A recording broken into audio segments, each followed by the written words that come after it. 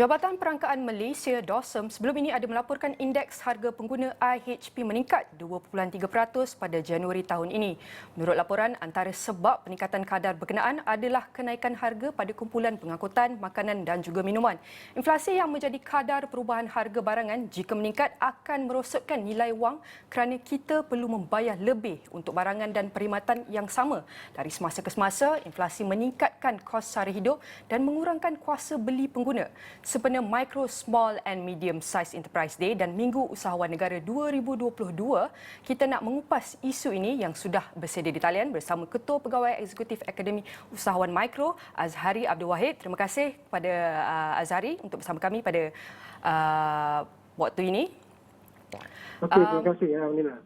Azhari, pertamanya, jadi saya mahu tahu apakah kesan inflasi makanan yang luar biasa ini kepada MSME? Silakan. Okey, terima kasih Nina dan juga Sawani. Saya rasa kesan inflasi yang sangat tinggi, lebih kurang 5.2% seperti mana yang dinyatakan oleh bahagian perangkaan, agak menggusarkan kepada semua pemain PMKS. Ini kerana kalau kita lihat yang terlibat dengan industri makanan dalam bentuk perkhidmatan maupun pembuatan, secara tak langsung ini akan meningkatkan kos dari segi bahan mentah. Dan bila bahan mentah meningkat, mana mungkin harga tidak meningkat. Dan dalam masa yang sama juga, bila kadar inflasi yang tinggi ini yang menjadikan menjadikan harga barangan yang lebih tinggi, kemungkinan besar pengguna juga akan lebih berhati-hati dalam berbelanja. Dan ini memberi kesan yang sangat tinggi, yang impak yang besar kepada hasil jualan dan juga aliran tunai semua pemain PMKS, terutama yang terlibat dengan industri makanan. Jadi kita sebagai pemain PMKS dalam industri yang disebutkan tadi itu perlu melakukan sesuatu perubahan yang agak drastik untuk memastikan kesinambungan perniagaan, Nina. Okay. Jadi bagaimana MSME berdepan dengan cabaran semasa yang melibatkan inflasi makanan yang luar biasa ini?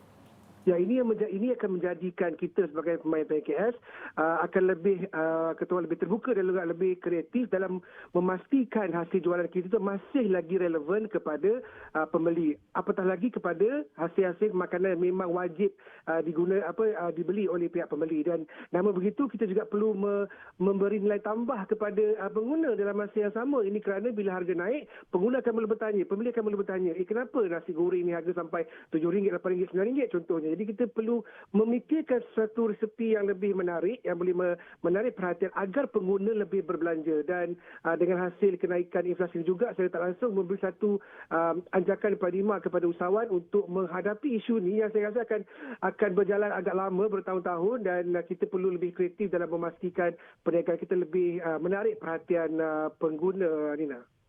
Jadi persoalannya, adakah subsidi atau bantuan modal ini daripada kerajaan boleh membantu?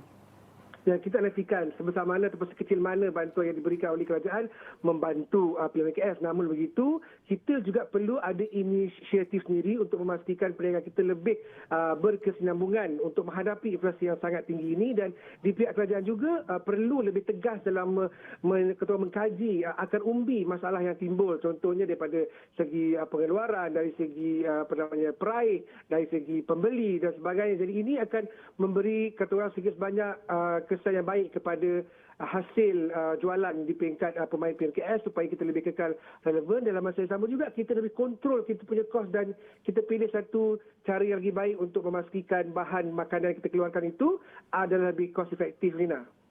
So, jadi sampai bila perniagaan kecil boleh bertahan jika keadaan tidak ada penambahbaikan ataupun tidak improve?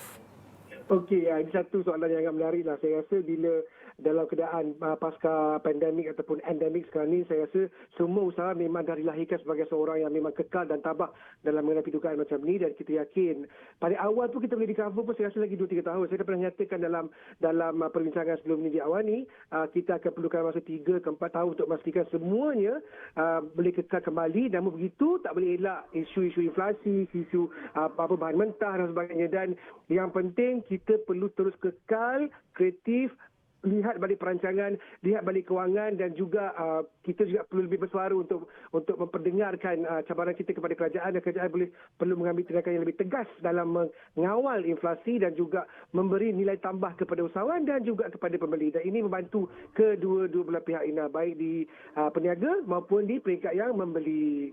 Itu, Ina. Jadi betul itu adalah sedikit perkongsian tentang krisis inflasi dan apa kesannya kepada SME. Kita ucapkan sekali lagi terima kasih kepada Azhari Abdul Wahid, Ketua Pegawai Eksekutif Akademi Usahawan Mikro.